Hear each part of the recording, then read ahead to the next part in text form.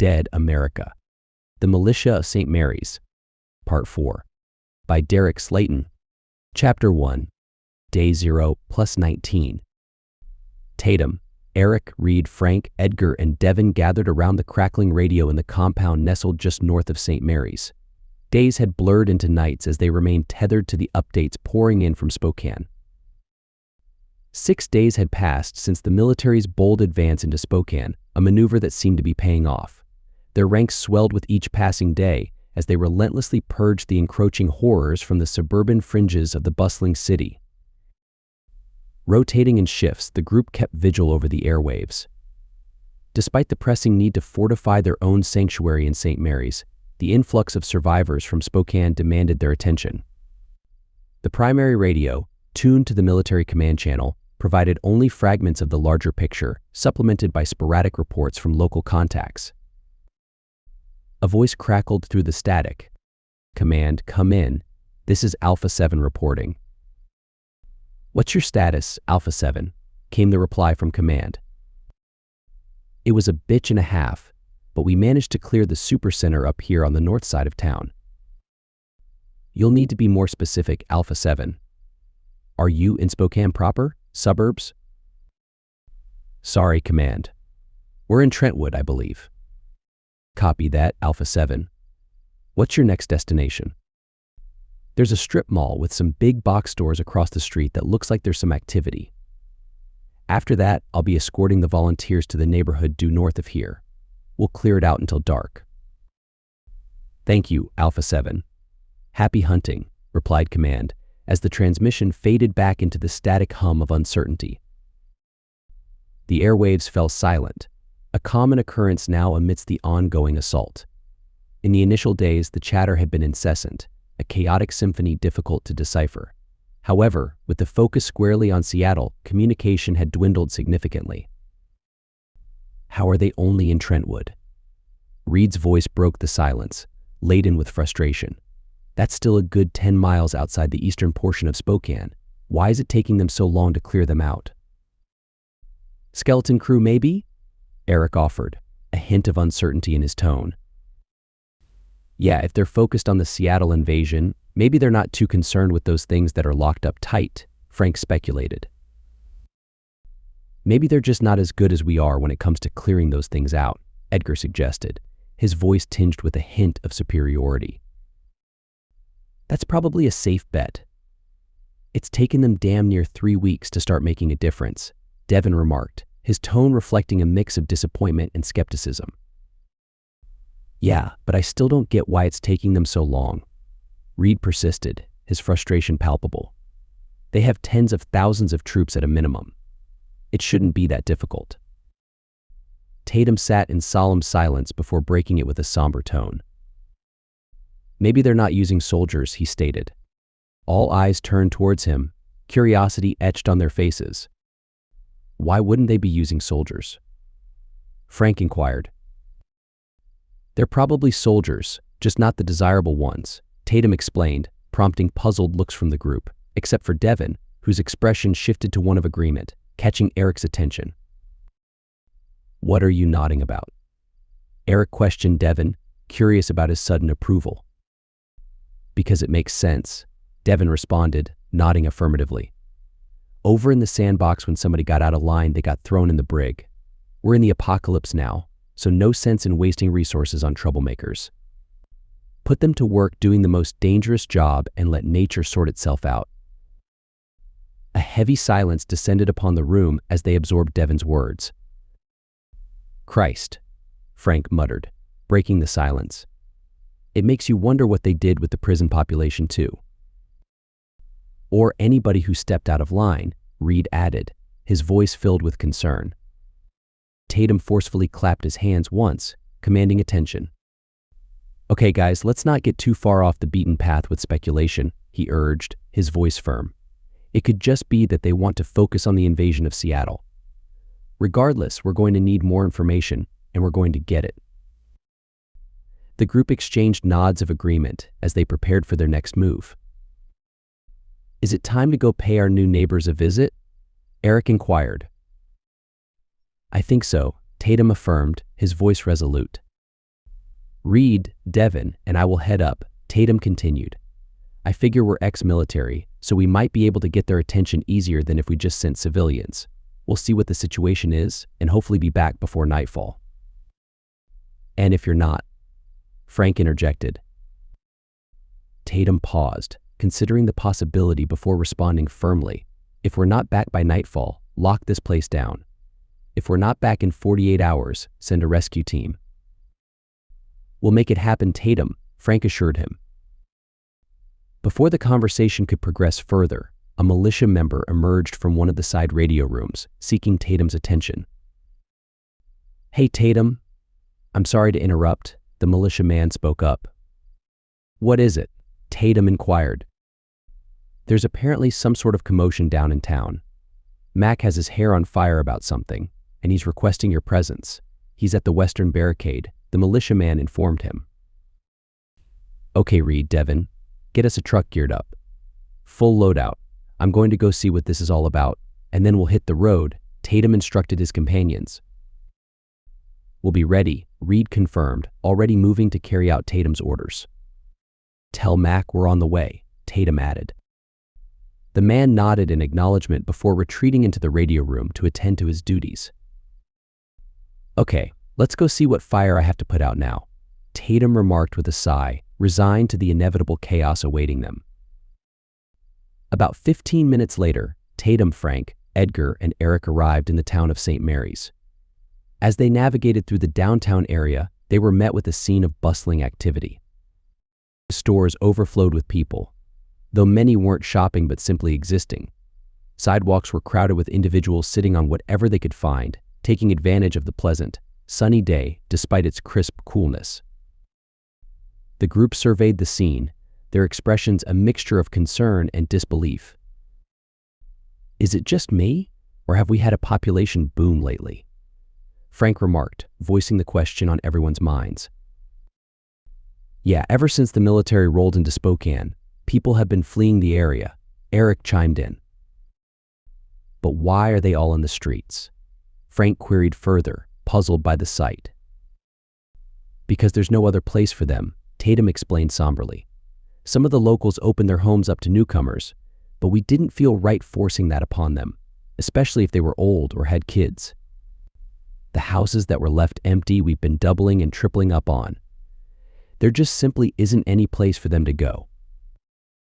A heavy silence enveloped the car as they continued towards the western barricade. As the barricade came into view, there was an audible gasp from many of the occupants in the car.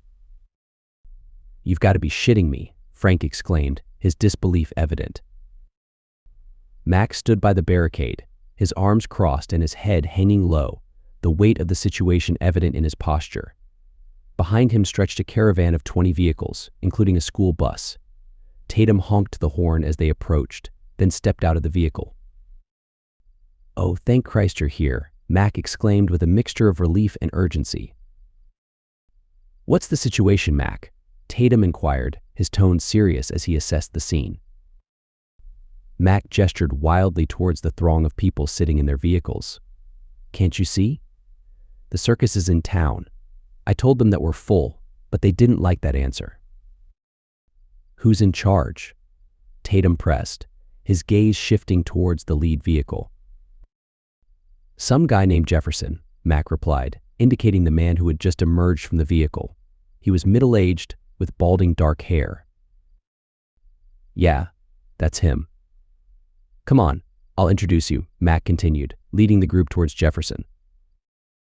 As they approached the barricade, Jefferson greeted them with a calm demeanor tinged with frustration. So I take it that you're the big dog in charge here? Jefferson remarked, addressing Tatum. Something like that.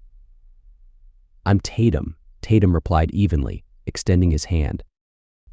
I'm Jefferson. I appreciate you coming down here to sort all this out, Jefferson said, his tone reflecting a mix of gratitude and apprehension. I'm happy to do my part, but I'm afraid we simply do not have any room for you in town here, Tatum stated firmly. So that's the company line, huh? Jefferson responded with a hint of skepticism. I have 95 people here, desperate, terrified, and just looking for someplace safe to go. We heard this was the place. Tatum furrowed his brow in confusion, trying to piece together the situation. Hang on, someone told you to come to St. Mary's. Who? He questioned. I forgot his name, but I'm pretty sure he was from here. At least that's the way he made it sound. It was almost 2 weeks ago, so I really don't know, Jefferson admitted, his memory failing him. If it was 2 weeks ago, then why are you just now getting here? Tatum pressed, puzzled by the delay. I'm guessing you guys haven't been near Spokane since this thing began, have you? Jefferson surmised. No, but we helped some friends deal with a couple thousand visitors from there last week, Tatum replied. Jefferson let out a half laugh, shaking his head in disbelief. A couple thousand, you say? Man, we'd kill for those days. Everybody you see here? We were holed up in a supercenter for a couple of weeks. Those things were so thick we couldn't see pavement anywhere, even if we were standing on the roof. And we were on the south side of Spokane. We weren't even in the heavily populated areas. Tatum nodded, absorbing Jefferson's account but opting to remain silent, allowing Jefferson to continue. Then we got lucky a few days ago. The military started rolling in. They were making so much noise that it drew most of those things away from the store. We debated about staying, but we saw a chance to run, so we did. Frankly, after they cut and ran the first time, we weren't exactly sold on them seeing this through, Jefferson explained. Can't blame you there, Tatum agreed, empathizing with Jefferson's uncertainty. So Tatum, man to man, is there anything you can do for us? Because we don't have any place else to go, and even if we did, most of us don't have the gas to get there. We're hardworking people, not looking for a handout. Just someplace we can go, Jefferson appealed, his desperation palpable. Tatum nodded at Jefferson before raising his hand, signaling for a moment to confer with his group. Give me just a second, he requested, and Jefferson nodded understandingly as Tatum and his companions stepped away from the line. Okay, first off, who in the hell has been telling people to come here? Tatum questioned, frustration in his voice. Didn't we have a couple of civilians monitoring the radios while we were fortifying the town? Frank asked. Tatum pondered this for a moment before acknowledging the oversight with a dejected nod. Okay, well, lesson learned there. But now the real problem. What do we do here? Open to any ideas. What about that RV park just down the road? Max suggested. Most of these people are in their cars, and we already have people sleeping in tents in town, Tatum pointed out. Edgar raised his hand sheepishly, offering a potential solution. I think I know where we can take them, but we're going to have to do some heavy lifting. Let's hear it, Tatum encouraged. There's this little spot down the road named Calder. It's about 80 miles to the east, give or take.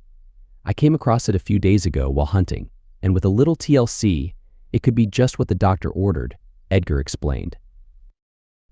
That doesn't sound like too much heavy lifting, Frank remarked optimistically.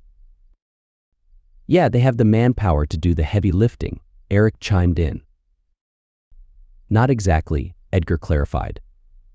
The whole town is infested with those things. Couple hundred it looked like. Something was keeping them there. Survivors? Max speculated. I don't think so.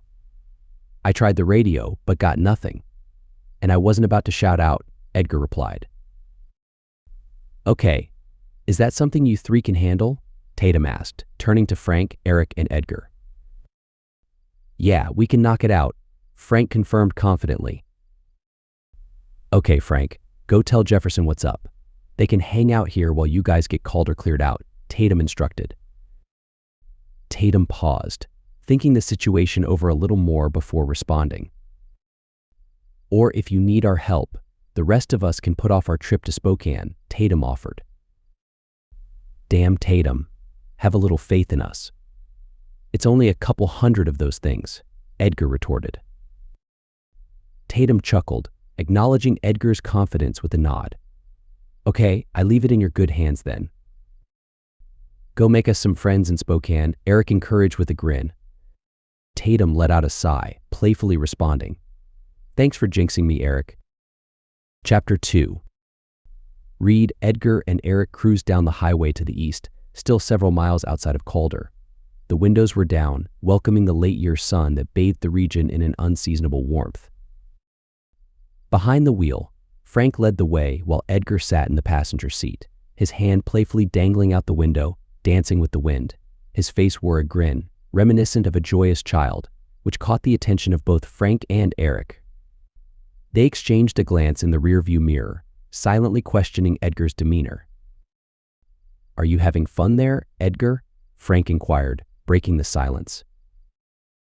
"Why, yes, Frank, yes, I am having fun," Edgar replied with a mischievous twinkle in his eyes. Edgar didn't shift his gaze toward Frank, instead letting his hand revel in the breeze for a few more moments before lowering it and turning to his companions. "Remember, boys, life is too short these days. We have to enjoy the little moments," Edgar reminded them earnestly. "If you say so, Edgar," Eric responded, a hint of skepticism in his tone. "I'm serious. Doing that reminds me of riding to the store with my mother when I was a young whippersnapper," Edgar continued, his voice tinged with nostalgia. Frank couldn't stifle his laughter, shaking his head before offering an apology. "I'm sorry, Edgar. Please continue." "And which part of my touching story caused you to laugh there, Frank?" Edgar retorted, a playful glint in his eyes. "Whippersnapper, really. What are you, a 1940s grandpa?" Frank teased. Edgar couldn't help but chuckle. "Yeah, okay, you got me. But you get the point. You need to enjoy life a bit, because if you don't, then there's no reason to keep going on." Frank nodded in agreement before following suit, extending his hand out of the window. Eric, initially indifferent, shrugged and joined them, all three allowing the wind to toy with their outstretched hands. After a stretch of silence, Eric broke the quietude. "So, what do you think is going to happen up in Spokane?" Eric's voice cut through the wind's gentle roar. "You mean with Tatum and the others?" Frank clarified. "Yeah," Eric confirmed. "You're the one with military experience. Why don't you enlighten us?" Edgar interjected, his tone laced with curiosity. "All right. I think they're going to tell us to pound sand, that they have enough to deal with. If they really are invading Seattle, they aren't going to care about people 50 miles away. Hell, they probably don't even care all that much about the civilians they're coming across," Eric analyzed, his words heavy with realism. "So you're not an optimist then?" Frank observed wryly. Eric chuckled, shaking his head. "Just speaking facts, Frank. I know what I saw in my time in the sandbox. If you weren't a vital part of accomplishing the mission, you weren't even back burner, you were clear off the stove. I just hope the military tells them to go home. I'm a little too old to be doing raids against armed resistance," Edgar confessed, a hint of weariness creeping into his tone. Frank couldn't resist teasing Edgar. "Shit, man, you're too old to be doing raids like this." "Shut up, whippersnapper," Edgar retorted with a playful grin. There was a moment of quiet in the vehicle, a brief lull before laughter erupted, filling the space with their camaraderie. It carried on for several moments until they caught sight of the road sign signaling their approach to Calder. Frank eased off the accelerator, eventually pulling over about a mile shy of the town. Exiting the vehicle, the trio surveyed the landscape around them. Trees sprawled to the north, tracing the contours of distant hills, while a river flowed to their right, just a stone's throw away. "Come on. There's a good overlook just up the path here," Edgar directed, leading the way. As they walked, the faint sounds of moaning reached their ears, even at this distance. "Edgar, can I ask you something?" Frank's voice cut through the ambient noise. "Go for it," Edgar replied, his tone open. "What in the world were you doing this far away from town? 80 miles is a ways to go just for hunting," Frank queried. "I had a friend who lived up here. I figured I'd kill two birds with one stone," Edgar explained casually. Frank and Eric exchanged a knowing glance, sensing there was more to the story than met the eye. "I'm sorry about your friend, Edgar," Eric said. Edgar started to retort with something snarky, but the weight of Eric's words hit him, silencing his initial response. He simply nodded, a somber acknowledgement of his loss. "I appreciate that, Eric. He wasn't a good friend like you guys, but I cracked open enough cold ones with him over the years to warrant a field trip. He wasn't rough and tumble like us, so it didn't surprise me that he didn't make it," Edgar reflected, a hint of sadness coloring his words. "Are you 100% sure he didn't make it?" Frank pressed. "Pretty close. You can see his house from the overlook we're headed to. The front door was open, and so was his truck door. I'm not that great at math, but that seems to add up to him being zombie chow," Edgar concluded grimly. Rather than continuing to push Edgar, both Frank and Eric remained silent, sensing from Edgar's tone that he wasn't interested in discussing the matter further. "Come on, it's just up by that tree," Edgar redirected their attention, leading them to their vantage point. As they positioned themselves and looked down onto the small town, they observed the remnants of its pre-apocalyptic population, which had numbered a mere couple hundred residents. Brick buildings dotted the landscape, though most of the structures were mobile homes. At the far end stood the business district, comprising a handful of small warehouses, a restaurant, and a small grocery store. Throughout the town, zombies roamed freely, numbering 200 to 300. Half of the undead population congregated near the warehouse district, while the rest wandered around the trailer park area. "That looks like a mess," Frank remarked, stating the obvious. "I wasn't joking," Edgar replied solemnly. "So how do we want to play it?" Eric inquired. "We certainly have the ammunition, thanks to that Maxwell guy. We can just have ourselves a good old shooting gallery," Frank suggested. "That seems like an excessive waste of ammo," Eric countered. "What about pulling them across the river? There's nothing but wide open space over there. We can get them moving in one direction, then let them be," Frank said. "No, if we're going to clear the town, we have to make sure it's safe for people. I wouldn't want people here knowing that hundreds of those things were across the river," Edgar reasoned. "But the river is a good idea, though. That current looks like it's moving pretty good and away from St. Mary's. If we can get them to the water, they can just float away," Eric suggested. "I've certainly heard worse ideas." "What about it, Frank?" Edgar said. "Sounds good to me. But how are we going to get them to the river? The bridge is easy enough to lure them to, but we need them to go over the bank to the water," Frank pointed out. Edgar pointed towards a house at the town's edge, closest to the highway. Only a handful of creatures lingered nearby, and 2 cars sat parked in the front yard. "That's our play right there," Edgar declared. "We get inside, get the keys to those, and block off the bridge. Fire off a few shots and pull them out of town," he elaborated. "And if there are no keys?" Frank questioned. "You're young. I'm sure your back will hold up," Edgar quipped, delivering a playful smack to Frank's back. Frank laughed, shaking his head in amusement as Edgar urged them on. "Come on, we're burning daylight." With that, the trio retraced their steps down the path towards the road, giving their guns a once-over to ensure they were ready for action.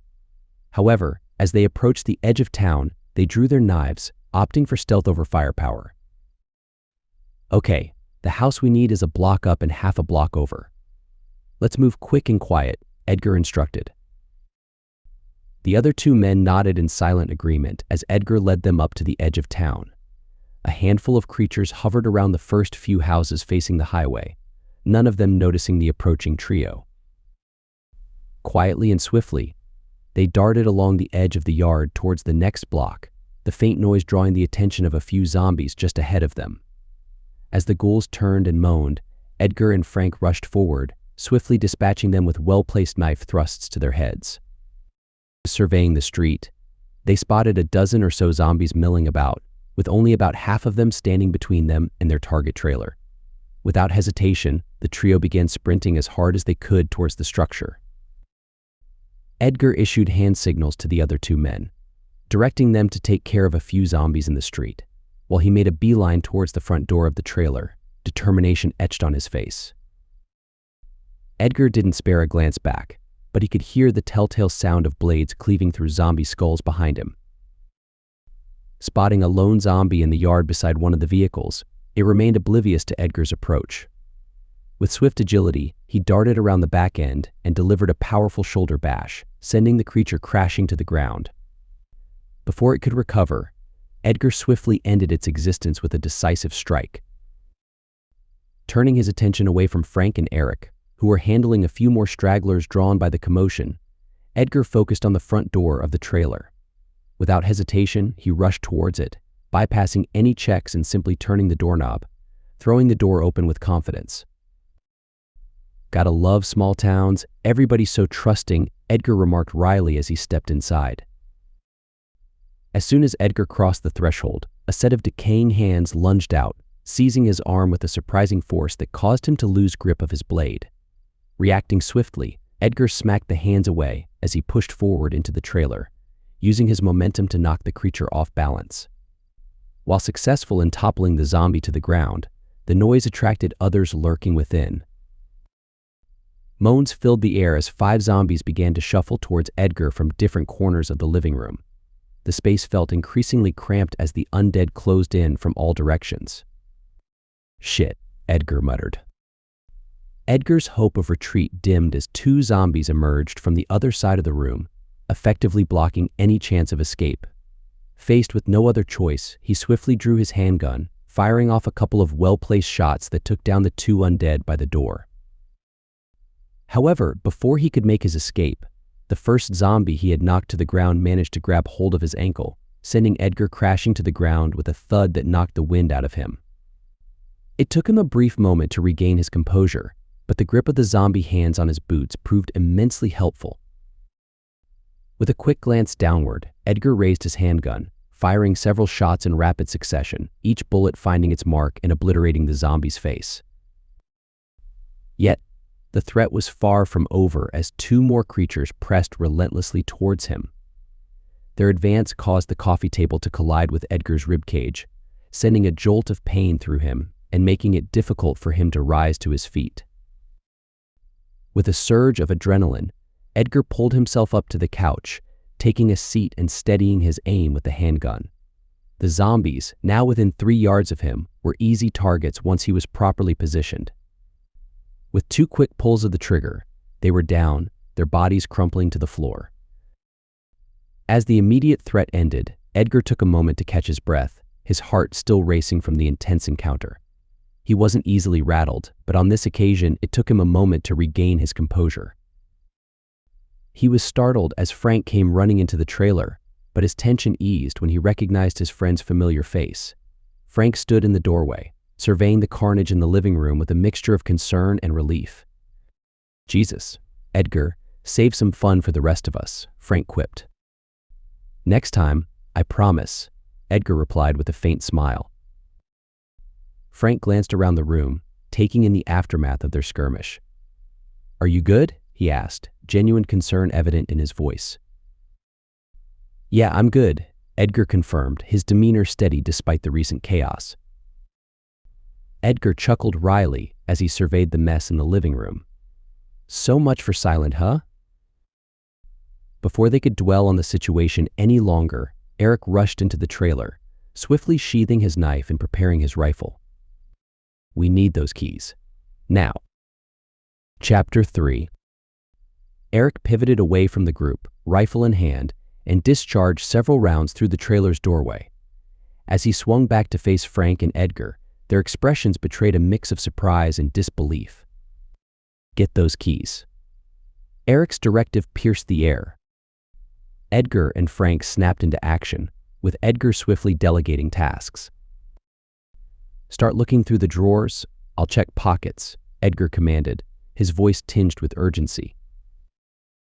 Frank nodded, immediately diving into the task of rummaging through desk drawers and scouring the walls for hooks. Meanwhile, Edgar meticulously patted down the fallen zombies. It was on the second undead corpse that Edgar struck gold. His fingers detected the cool metal of keys tucked within a pocket. Extracting them, he found only a single car key attached. "Well, we got one," Edgar announced triumphantly, With haste, Edgar dashed to the door where Eric maintained a relentless stream of gunfire. Peering out, he surveyed the scene. A cluster of undead lurked around the vehicles, while in the distance, a horde of nearly 100 zombies advanced towards them. Jesus, Edgar muttered under his breath, the gravity of the situation sinking in. Yep, find the other set of keys quick, Eric urged, his voice resolute. Pressing the button on the key fob, Edgar illuminated the sedan's lights.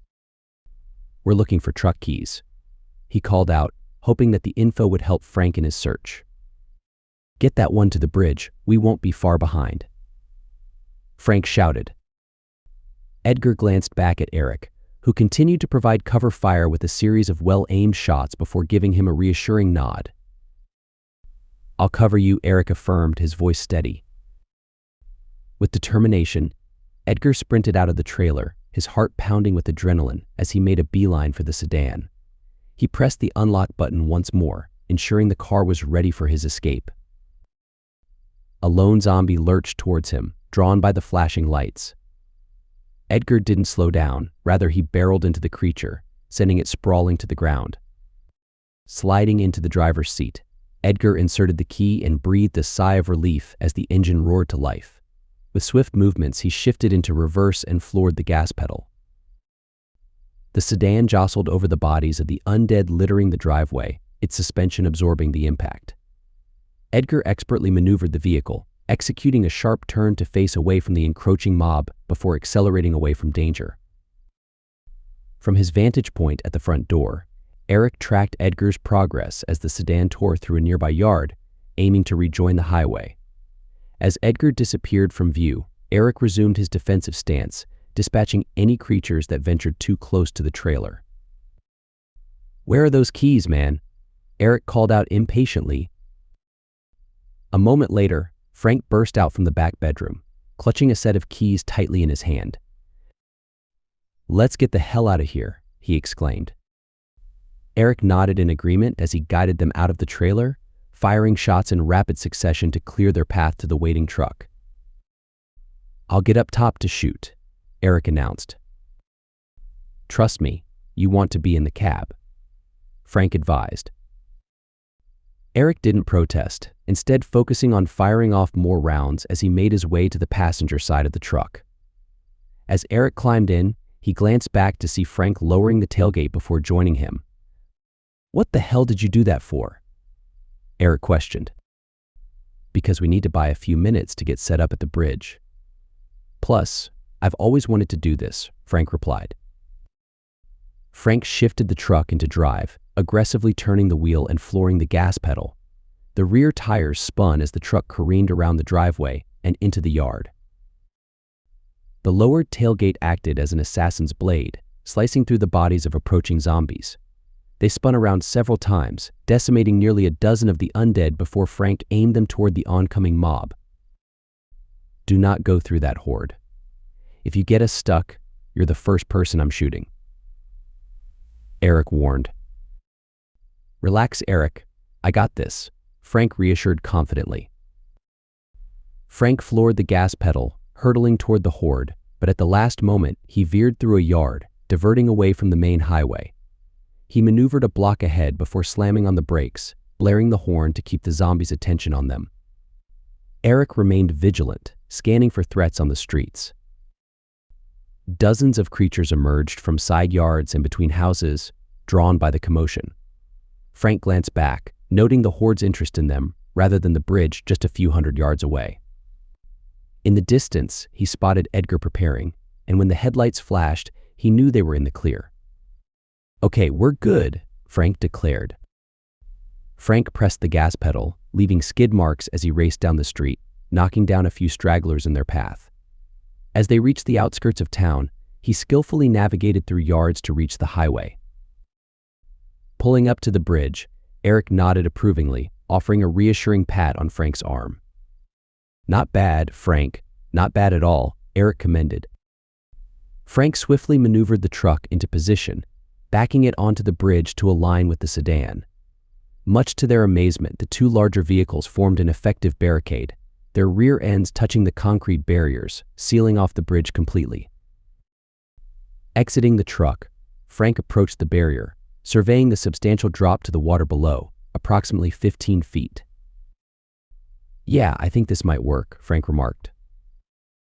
Meanwhile, Edgar leaned into the sedan, activating the horn, prompting Eric to do the same with the truck. The blaring horns echoed for nearly a minute before they ceased, replaced by the haunting moans of the approaching undead. Turning their attention to the town, the trio observed not only the main horde advancing down the road toward them, but also numerous zombies emerging from the yards, heading toward the highway. "You guys stay here, keep drawing them this way, and make sure they don't break through." "I've got an idea," Frank said. Edgar and Eric exchanged shrugs and nods as Frank dashed across the bridge. Sprinting as fast as his legs could carry him, Frank made a sharp left turn upon reaching the other side, maintaining his momentum as he covered 50 yards before coming to a halt. Frank quickly raised his rifle, firing off several shots toward the zombies emerging from the yards. Though his aim was slightly off, he succeeded in capturing the attention of several dozen of them. Rather than heading for the bridge, these zombies lumbered straight toward Frank, who observed with a smug satisfaction as they unwittingly approached the edge. One by one, they took that final step, plummeting into the abyss as they found nothing but air beneath them. Frank breathed a sigh of relief as he watched them tumble down the steep incline into the water below. Fortunately, the strong current carried them away from the bridge, eliminating the threat they posed. As Frank continued to divert the attention of the creatures, Edgar and Eric positioned themselves on either side of the barricade, hoping to replicate Frank's success in luring zombies over the embankment. Their strategy proved effective initially, as the zombies at the outer edges were pushed forward by the relentless pressure of those behind them, inadvertently propelling them into the water below. "Nothing like having a stupid adversary, huh, Eric?" Edgar remarked. "Yeah, tell me about it. Almost feel like we could get a mannequin on a fishing line and just dangle it over the water, and they'd go for it," Eric replied with a chuckle. "You know, that's not a bad idea for town defenses," Edgar mused. "I was joking. However, it'll take a little rigging, but that might actually work," Eric admitted. "They'd be like reverse scarecrows," Edgar added, considering the concept further. "Block off the bridge and hang those over the water." Eric paused for a moment before bursting into laughter. "What's so funny?" Edgar inquired. "Just laughing at how absurd our lives have become." "Using mannequins to fish for zombies," Eric replied between chuckles. "It's no more absurd than waking up every day, driving an hour, and sitting in a little office cube for 8 hours a day," Edgar pointed out. "This is true," Eric conceded. Both men shared another laugh as they continued their efforts to lure the zombies over the edge. After 20 minutes, the crowd had dwindled to a few dozen, with not enough zombies left to push the others into the water. "Looks like it's about that time to take a more direct approach," Eric suggested. "Yeah, I think you're right. I haven't seen too many of those things coming out of the neighborhood in the last few minutes," Edgar agreed. "Let's clear these guys out and go on mop-up duty," Eric decided. Edgar nodded in agreement as they both climbed onto the backs of the vehicles, careful to avoid the outstretched hands of the ghouls. For 30 seconds, the air was filled with the symphony of gunfire. One by one, the zombies at the barricade dropped into a pile of rotting flesh. As quickly as the slaughter began, it ended, and tranquility returned to the air. The duo stood there for several moments, scanning the area to ensure nothing else was emerging from the town. As they waited, Frank approached to join them. "Well, that was excessively violent," Frank remarked, breaking the silence. "We got tired of waiting for them to go swimming," Edgar quipped. "Are you ready to finish clearing this place out?" Eric inquired. Frank nodded in agreement, and the three men leapt over the barricade, maneuvering through the mass of bodies to reach the highway. As they proceeded up the main street toward the town center, Edgar pointed to a building just off the main street. This was the one they were huddled around, Edgar informed them. Approaching the decent-sized house, the trio peered inside, shaking their heads in disgust at the grim sight. Man, I feel sorry for whoever has to clean this house up, Eric commented, observing the carnage within. Inside the brick house, 15 creatures shuffled about. Several pressed against the windows in a futile attempt to reach fresh meat on the other side. Blood stained every surface, with half the occupants bearing bite marks. Some of the creatures lay on the ground, missing limbs and significant chunks of flesh, their movements feeble and uncoordinated. The realization of the diverse ages of the zombies, ranging from 8 to 80, struck all three men. It's like the entire extended family came together to try and ride out the storm, Frank remarked solemnly. From the looks of it, they invited the storm in with them, Eric added grimly. Come on, we need to check out the store. These things aren't going anywhere, Edgar suggested. The trio proceeded cautiously through the streets, keeping watch for any lingering creatures who hadn't followed their comrades into the river. To their surprise, it seemed they had effectively emptied the town out. As they approached the store, they noticed blood smeared on the large front glass panels, with a few zombies pressed up against it from the inside. Ignoring the undead, they peered past them into the store, relieved to find most of the shelves still intact. At least we know the new residents won't go hungry while they get set up, Eric remarked with a wry smile. I'll head back to the truck, radio it in to Mac. Let them know they can start heading this way, Frank volunteered. We'll wait on you. Wouldn't want you to miss the fun of clearing these buildings out, Edgar replied, a hint of amusement in his voice. Frank chuckled as he turned and headed back to the truck. This was a nice little day out, Eric commented. Hopefully Tatum and the boys are having as good a time as we are. Chapter 4.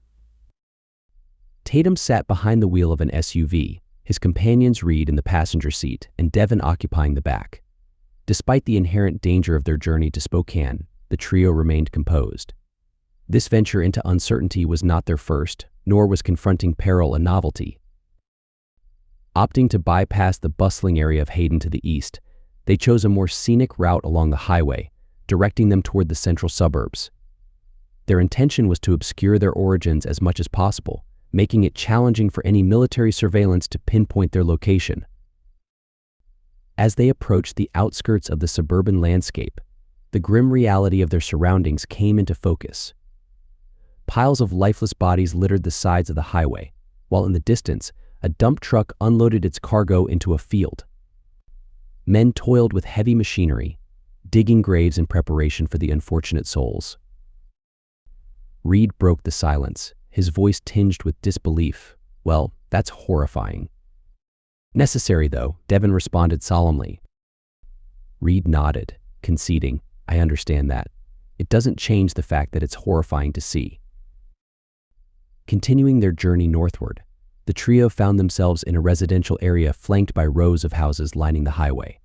Halting a few blocks in, their attention was drawn to movement on their right.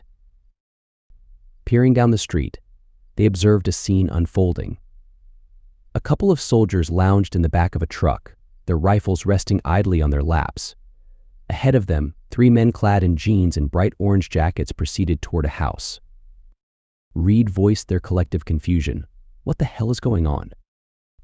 It looks like a prisoner detail, Devin surmised, his tone reflecting a mix of apprehension and curiosity. Drawing nearer to the scene, they scrutinized the men, noting the absence of conventional weaponry.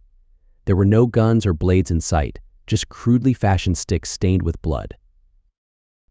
The prisoners advanced towards the house, their leader delivering a forceful kick to the front door before swiftly retreating as a zombie emerged.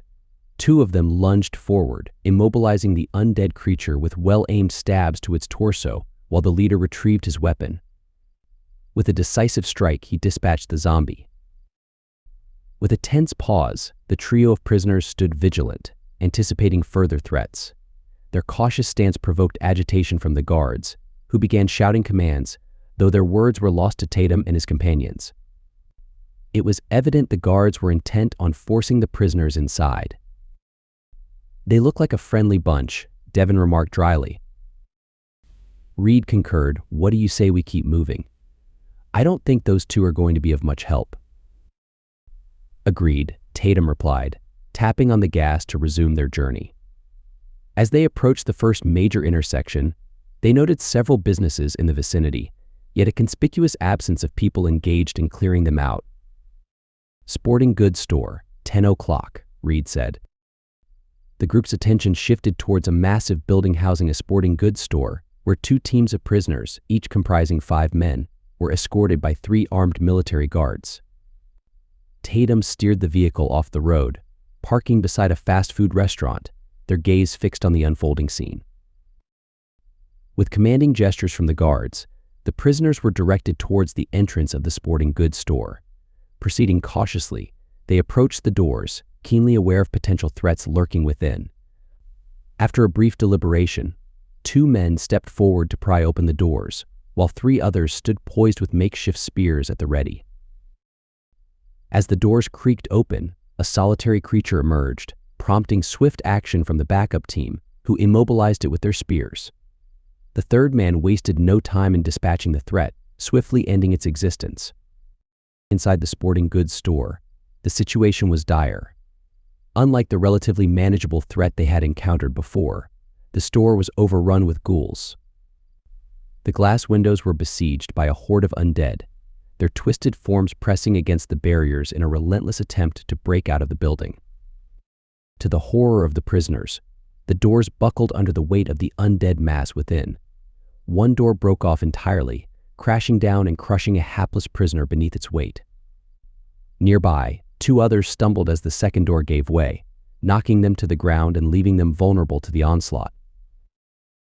In a matter of seconds, the 2 unfortunate souls were overwhelmed by a dozen zombies, their desperate struggles futile against the relentless tide of death.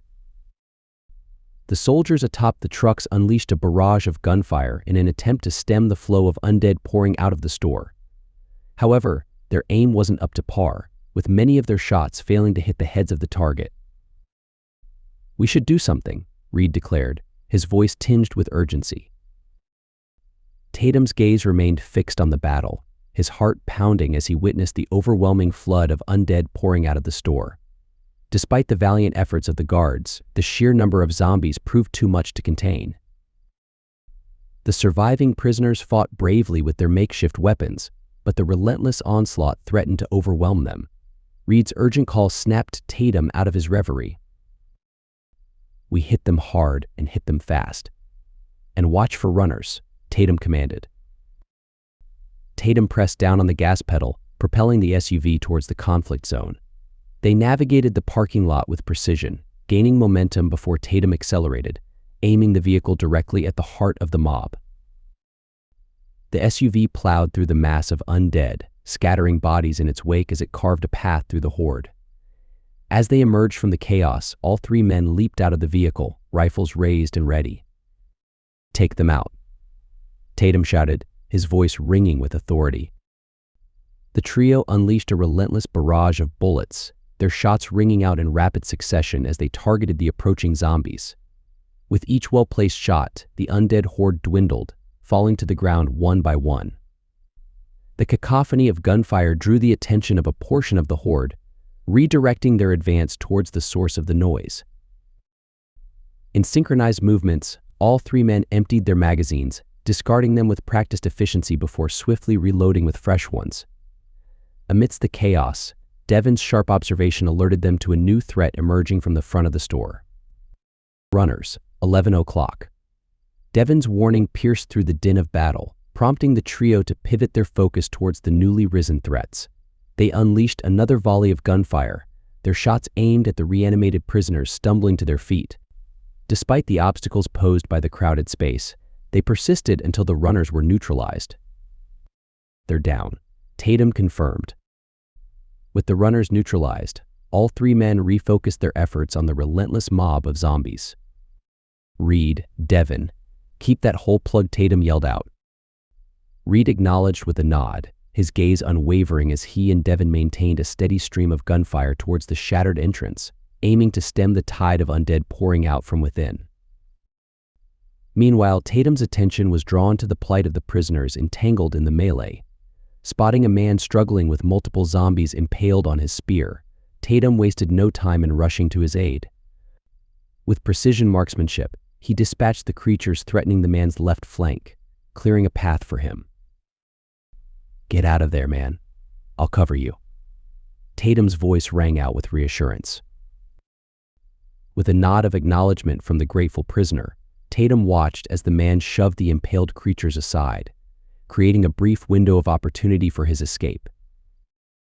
Seizing the moment, Tatum swiftly dispatched the remaining threats, his shots precise and calculated. As his magazine emptied, he smoothly reloaded, maintaining his steady stream of gunfire until the immediate area was clear of undead. Through the combined efforts of the guards, prisoners, Reed, and Devon, the battle against the undead was finally over. Tatum's gaze shifted towards the entrance, where a formidable barricade of undead now obstructed any further emergence. "Are we clear?" Tatum inquired, his eyes scanning the scene for any lingering threats. "Yeah, nobody else is coming out, but if they are, they're going to have a hell of a time," Reed affirmed, his tone tinged with grim satisfaction at their successful defense. Before Tatum could utter another word, one of the guards stepped forward, gesturing towards a couple of prisoners who stood frozen in shock. "You two, make sure nothing comes out of that door," the guard instructed sternly. "If you see movement, I don't care how small, you call it out." Both prisoners nodded in understanding, retrieving their spears from a fallen zombie before proceeding towards the door, relieving Reed and Devon, who retreated back to Tatum's side. Observing the tense vigilance of the other guards, a young man named Private Green, no older than 22, approached the trio. "I don't know where you came from, but we really appreciate the assist there," Private Green remarked gratefully, introducing himself. "I'm Private Green." "I'm Tatum, and these are Reed and Devon," Tatum replied with a nod of acknowledgement. "It's good to meet you, Green." Curious, Private Green inquired, "What unit are you with?" "We're not with any unit, at least not anymore," Tatum explained. "We're retired." "We're some locals from just down the road," added Devon. "Heard you boys moving into town, and we figured we'd come up for a meet and greet." "It's a good thing you did," Private Green acknowledged. "They don't really give us guards much in the way of ammunition. You know, just in case the prisoners try and overtake us, they won't be able to do much damage if they do." "And what exactly did these prisoners do?" Devon inquired, a hint of venom in his voice. Private Green's concern deepened at the edge in Devon's tone, but before he could address it, Tatum intervened. "It's none of our business, but I was wondering if you could help us out," Tatum interjected smoothly. "I'd be more than happy to if I can," Private Green replied earnestly. "We were kind of hoping to speak with someone a little higher up then." Tatum's voice trailed off momentarily as he searched for the right words. The private burst into laughter, nodding knowingly. "A little bit higher up the food chain than a private stuck on prisoner guard duty." Tatum chuckled, relieved that Private Green grasped their implication. "Yeah, something like that." "I can certainly do that. Give me just a minute," Green assured them. He walked over to their truck, retrieving a radio from within. After switching it on, he hesitated briefly before speaking into it. "Is everything okay, Green?" Tatum inquired, noticing his hesitation. "It's my sergeant," Private Green explained, a hint of apprehension in his voice. He can be a little intense, especially when things don't go perfectly. "People like that are a big reason why I didn't re-up for another tour," Devon remarked with a tinge of bitterness. "War is messy and rarely goes perfectly." "It's okay, Green. Just get him on the line and we'll take over," Tatum reassured him. Green nodded, preparing to lift the radio, but before he could, a furious voice erupted from it, causing him to wince involuntarily. "Green? What in the holy hell are you dumbasses doing over there? Why is there so much gunfire? My orders were explicit." Sergeant Oliver's voice boomed angrily through the radio. "Sergeant Oliver, sir, we encountered a horde of those things at the sporting goods store and..." Private Green attempted to explain, but he was cut off abruptly by Oliver's escalating tirade. "So you take them out like you were ordered to. You don't waste our resources because you're lazy," Oliver bellowed. "Sergeant, that's not what happened." most of the gunshots that went off. Private Green tried to interject, but Oliver interrupted him once more, this time even louder. "You don't say another damn word, Private. I'm on my way to you right now, and you better have your ass in gear when I get there. Unless you want to get fitted for one of those orange outfits." With that, the line went dead, leaving Private Green visibly shaken from the verbal confrontation. "Are a lot of your higher-ups like this?" Tatum inquired sympathetically. After Kansas City, a lot of people got promoted who really shouldn't have been, simply because they survived, Private Green admitted solemnly, prompting a thoughtful silence from the group. "When we have more time, you can fill us in on Kansas City. In the meantime, Devin, get in the SUV and get out of here," Tatum instructed, his tone firm but urgent. "Tatum?" Devin hesitated, seeking clarification. "Just hedging my bet. Get out of town and watch for a signal. Stay on our backup channel as well. Now go," Tatum urged, prompting Devin to nod and rush off to the SUV, hastily driving away. "Now, I assume you and your men saw nothing." Tatum turned his attention back to Private Green, who exchanged a meaningful glance with the other two soldiers before shaking his head slightly. They responded with a thumbs-up gesture. "I just have to say, my friends and I were really thankful that the two of you came along when you did," Private Green expressed sincerely. Tatum smirked, nodding in acknowledgement. "You're a good man, Green."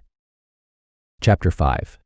Tatum, Reed, and Green stood in the parking lot just outside the sporting goods store, while the other two guards escorted the remaining prisoners inside the structure. Suddenly, the screeching of tires echoed from the far end of the lot. Turning their heads, they spotted a pickup truck hurtling towards them at an alarming speed. As it neared, the driver slammed on the brakes, causing the vehicle to skid to a halt just a few yards away. "I'm guessing this is your sergeant?" Tatum remarked. "Yes, sir. Sergeant Oliver," Private Green confirmed. Without delay, the truck door swung open, and a man in his mid-20s, of average stature with thinning hair, emerged. His demeanor exuded a sense of aggression, and his voice carried as if he had no concept of an indoor voice. "Private Green, just what in the hell is going on here?" barked Sergeant Oliver. "As I tried to explain, sir, we were overrun by those things," Green responded, gesturing towards the parking lot where the corpses of nearly 100 creatures lay. But Oliver barely spared them a glance, his focus unwavering, seemingly offended by Green's attempt to explain. "Are you such a poor leader of men that you couldn't get your prisoners to defend their position?" Oliver demanded. 3 of the prisoners were overwhelmed when the doors broke. We had seconds before runners would have been loose. Luckily, these 2 men came to our aid, Green explained. Oliver shifted his attention to Tatum and Reed, visibly perturbed by their taller and larger frames compared to his own. "And just who in the hell are you two?" he demanded. "I'm Tatum, and this is Reed," Tatum replied calmly. "Well, good for you. Now what in the holy hell do you think you're doing? This town is under martial law. No civilians are to go outside until we've secured the area," Oliver snapped. "We're not from around here," Tatum explained.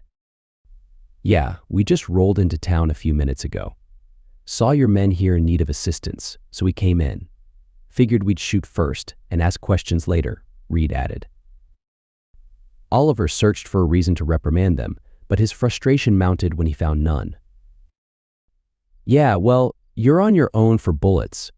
We don't have any to spare, and we're sure as hell not giving them out to the likes of you," Oliver retorted. "We weren't expecting that to be the case," Reed replied. "And quite frankly, we wouldn't ask," Tatum added firmly. "Good. So what do you want?" "As you can see, we're quite busy here," Oliver pressed. "We're here to speak to somebody in charge," Tatum stated. "Oh, so you think you can just roll into town and demand to be taken to the boss? In what universe is that scenario playing out?" Oliver scoffed. "The one where there's some professional courtesy showed. We both served multiple tours in the sandbox, and we just came to the aid of your men at our own expense. We're not looking for much, just 5 minutes with whoever is in charge so that we can see what we can do for each other," Tatum explained calmly. Oliver pondered the request for a moment before acquiescing with a nod. "Yeah, all right. Where's your ride at?" he inquired. "Got one of those things stuck in the wheel well while we were driving around the suburbs. When we heard shots, we came running," Reed explained. "Couldn't tell you where the car is, though. I barely know where I am on a good day," Tatum added wryly. "Yeah, fine. Come on, hop in the back and I'll take you to base camp," Oliver directed. "We appreciate that, Sergeant," Tatum acknowledged with gratitude. Tatum turned back to Green, offering him a thankful nod as the two of them climbed into the back of the truck. As they journeyed the few miles to camp, Tatum and Reed remained silent, taking in the grim aftermath of the recent battles. Several buildings lay in ruins, charred by flames, while bodies and brass shells littered the pavement and yards. In just a mile, the scene resembled a graveyard with thousands of corpses strewn about. The two men exchanged a somber glance, both unprepared to confront the sheer magnitude of carnage in this small city area. Before the apocalypse, well over 500,000 people had inhabited the Spokane metro area, so it was conceivable that scenes like this had unfolded throughout the region. A few moments later, they pulled into the parking lot of a shopping mall, teeming with hundreds of troops moving about. Tents were erected in the lot, serving as distribution areas. Oliver steered them directly to the front entrance of the mall. As Tatum and Reed disembarked, they were halted by the sergeant. "As a professional courtesy, you can keep your weapons. However, they must remain holstered and on your shoulder. If your hand so much as grazes them, you will be fired upon," Oliver warned sternly. "Harsh, but fair," Tatum acknowledged. "Harsh is needed these days. We had a civilian open fire on us a couple of days ago. They weren't exactly thrilled with their new reality and decided to take it out on us," Oliver explained grimly. "People are the worst, aren't they?" Reed commented. "That's the understatement of the year. Come on," Oliver said. The sergeant guided them into the bustling mall, which hummed with activity. To their right, a furniture store had been commandeered by the military. As they approached, two guards blocked their path. "What's your business here?" one of the guards demanded. "I'm Sergeant Oliver. We have a couple of newcomers for the captain," Oliver stated. "Newcomers are processed in the food court," the guard replied firmly. "These are people that the captain is going to want to meet," Oliver insisted, his tone carrying a subtle shift that caught the attention of Tatum and Reed, though they couldn't quite pinpoint what was amiss. The guards exchanged glances and eventually nodded, allowing them to proceed inside. However, their progress was halted abruptly. "Guns on the table," the guard ordered, his tone commanding as they both locked eyes with Tatum and Reed. Understanding the futility of resistance, Tatum nodded at Reed and complied without protest. "Sure thing, boys. No need to freak out," Tatum reassured them as they removed their rifles and sidearms, placing them on the table next to the entrance. With that done, Oliver led them through the store towards the rear. Entering the storeroom, they found an office to their right, guarded by two sentries. "Give me just a moment to announce your arrival," Oliver instructed before stepping towards the office. As Oliver departed, Tatum and Reed seized the opportunity to converse quietly. "I'm not digging this," Tatum, Reed confessed. "Yeah, me either," Tatum agreed. "How do you want to play it?" Reed inquired. "I'm going to play it by ear, but for damn sure, we're not telling where we're from," Tatum asserted firmly. "I can work with that," Reed nodded in agreement. After a brief interval, Oliver returned from the office. "Okay, you guys can come in," he announced. Tatum and Reed entered the office, where they were greeted by Captain Page, a middle-aged blonde woman who rose from behind the desk as they entered. "Welcome to Spokane, gentlemen. I'm Captain Page," she greeted them. Oliver nodded at them as he exited the room, leaving the trio to their privacy. "It's a pleasure to meet you, Captain. I'm Tatum, and this is Reed." Tatum introduced themselves. "It's a pleasure," Reed echoed. So the sergeant tells me you came rushing to the aid of some of my men, helped them from being overrun. I do appreciate that, Captain Page acknowledged. We were more than happy to help, Tatum replied. We were just in the right place at the right time, Reed added. It's fortunate that you were. So what brings you to the area? Sergeant Oliver mentioned that you were from out of town. Whereabouts exactly? Captain Page inquired. We're from this tiny little town down south from here. But we have a group of civilians that we've been looking after, trying to keep safe, Tatum explained. There's a lot of that going around these days. So many survivors, it's almost shocking given the amount of carnage in town. I would have thought most of them would have died given the circumstances, Captain Page remarked. People are a lot more resilient than you think. Especially in this region, Tatum responded. It's a good thing the people of the town of. Now what did you say it was? Captain Page prompted. Just some backwater town that only people from it would know. But you're right, they were lucky to have Reed and me there to help them out, Tatum replied vaguely. Captain Page's smirk widened as she seemed to have caught onto something. And let me guess, you two came up here hoping to get some supplies for your people? She ventured. Something like that. It looks like we're going to be neighbors, so I figured it would be good to come up and introduce ourselves. See what we can do for one another, Tatum replied casually. We're the military, Tatum. Do you really think we need your help with anything? You both served, right? So you should know, Captain Page countered. Things are different now, Captain, Tatum responded evenly. See, that's where you're wrong, Tatum. War is war, and in order to win any war, you need good intelligence. And you know that because you've been very reluctant to tell me where you are from. And I think there's a reason for that, Captain Page stated astutely. Oh, there very much is, but it's not the reason you think it is, Tatum retorted cryptically. Really? This should be enlightening, Captain Page remarked. Do you think it's because we're hiding something? The reality is, you all pulled up and ran, leaving the very people we're helping behind. Our people didn't want us to come up here because of that.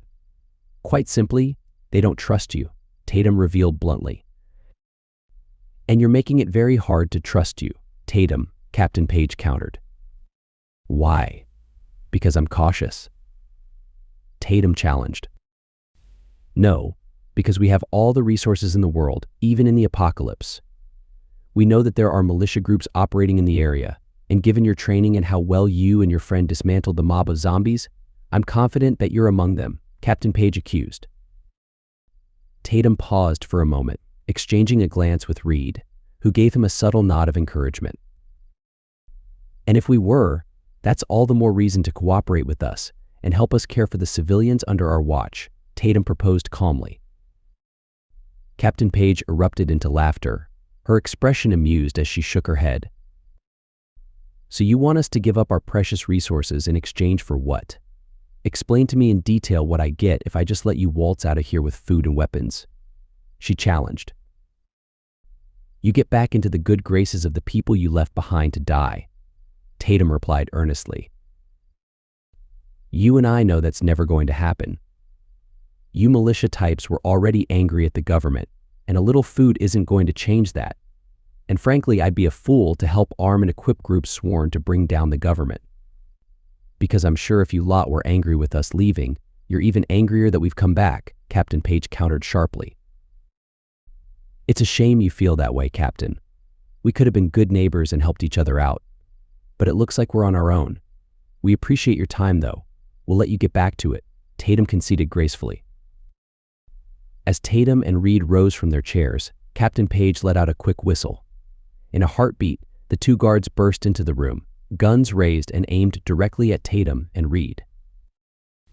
That's cute that you thought you could just walk in here and leave. So I'm going to give you two choices, Tatum.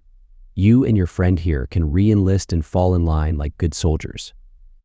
Or you can tell me where your friends are and we can all take a ride down there to get everybody to re-enlist because we're in a war for our survival, and it's an all-hands-on-deck situation. There's no room in this country for private armies doing their own thing, Captain Page stated firmly. And if we tell you to go to hell, Tatum challenged defiantly, Captain Page cracked a smile before walking over to the men, positioning herself between the guards so she could look directly at them. You both have beautiful eyes. I'm sure the orange will bring them out. Chapter 6.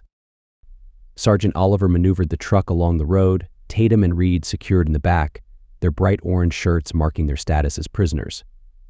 With their feet and ankles bound in handcuffs, they exchanged wary glances as they approached the neighborhood they departed from not long ago.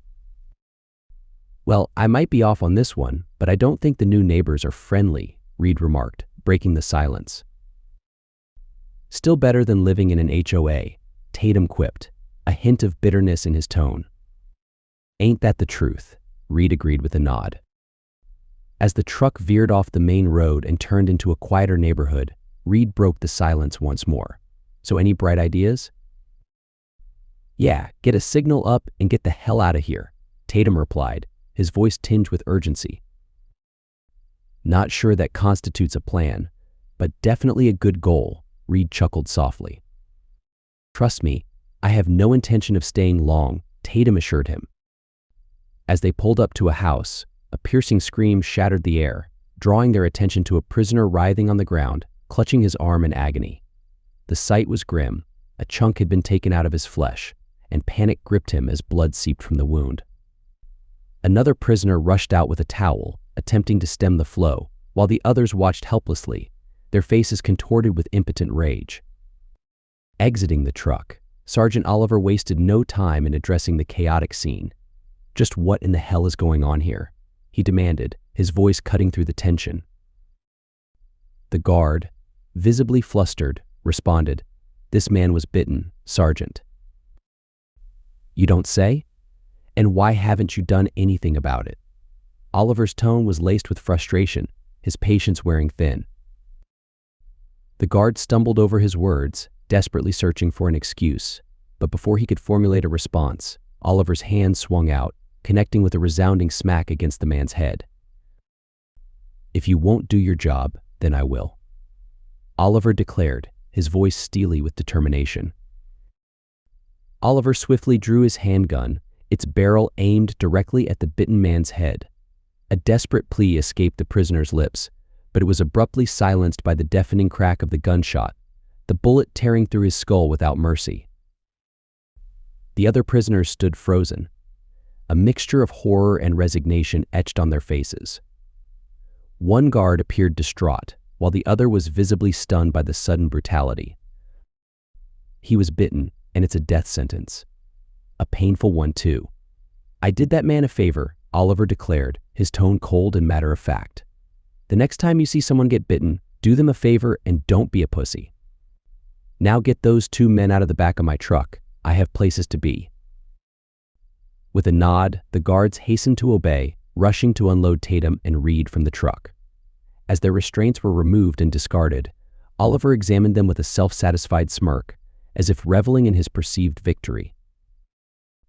Well, fellas, I wish I could say it was a pleasure, but you militia types aren't exactly my cup of tea, Oliver remarked, his tone dripping with condescension. I'm a lifer, and I'll do anything for my country. So it would seem, Tatum retorted, his voice laced with venom that didn't escape Oliver's notice. He briefly entertained the idea of retaliating but thought better of it. Fun fact, the average lifespan on the prisoner squad is 3 days. I would be very disappointed if you brought that average down. Have fun, boys, Oliver remarked with a chilling finality before turning away, leaving the prisoners to contemplate their fate. Oliver revved the engine of the truck, pushing down on the gas pedal and speeding away. The youthful guards, barely appearing old enough to partake in a drink, gestured for Tatum and Reed to follow suit. If you don't know the drill, one of the guards began, his voice laced with authority, it's a simple one. You get a spear, and you work with your team to clear the houses one by one. Do your job and be smart about it, and you'll live long enough to see your next meal. You don't do your job. Reed cut in sharply, his tone crisp, you get put down like a dog. The guard winced at the remark, attempting to glance toward the fallen man but failing. Tatum and Reed exchanged knowing looks as they observed the guard's discomfort. Come on, go meet your team. We have a lot of houses left to clear today, the guard instructed, motioning for them to proceed. Reed and Tatum approached the other two men, both imposing figures with burly frames. "Gentlemen, I'm Tatum, that's Reed," Tatum introduced. "I'm Wes, that's my buddy Melvin," Wes responded, indicating his companion. "So what's your story?" Melvin inquired. "Just a couple of locals who made the mistake of visiting Spokane." "You?" Reed replied. "Our friends had a bar over in Hayden. We were riding this thing out there until those assholes showed up. Kind of ended our buzz pretty quickly," Wes explained. "How long have you been their prisoners?" Tatum inquired. 5 days, Melvin replied somberly. "What did you do to get this honor?" Reed inquired further with a hint of sarcasm. One of the soldiers thought it was a good idea to make a pass at the bartender, who happened to be the owner's girl. Since he didn't make it, got sick and all that, Melvin and I here decided to stick up for her honor, Wes recounted with a hint of defiance. 6 broken limbs later, they hit us with tasers and told us to get to work, Melvin added, his tone carrying a mixture of bitterness and resignation. The guard approached with makeshift spears in hand, distributing them to Tatum and Reed. "Next house, come on. You guys can keep talking if you like. We really don't care so long as you're getting work done," the guard remarked before walking away. Tatum nodded in acknowledgement as the group proceeded towards the next house. "They don't seem too bad," Reed commented as they walked. "Yeah, there's a reason they're out here guarding us and not on the front lines," Wes replied with a hint of sarcasm. "If they're such pushovers, then why are you still here?" "It's not that far to the city limits," Reed questioned. "That's the problem. There's not much past those city limits. And we don't exactly have a ride. The cars are all on lockdown. Part of our job is to clear the house and hand the keys over if there's a car out front," Melvin explained. "Plus, they made an example out of the last people who did that. A couple of guys they pulled from the prison tried to make a run for it. Gunned them down from behind," Wes added grimly. Approaching the front door of the house, Reed peered inside and spotted 2 zombies. "Got 2 by the kitchen. Looks like the front room is clear," Reed reported. "I can take point if you want." "I'll slow them down, you pop them in the head," Tatum suggested. "Sounds good to me," Wes agreed. "Reed, hit the hallway, see what you can see," Tatum instructed. Melvin playfully smacked Wes on the arm, a grin spreading across his face. "Look at this one, first house clearing and he's taking charge.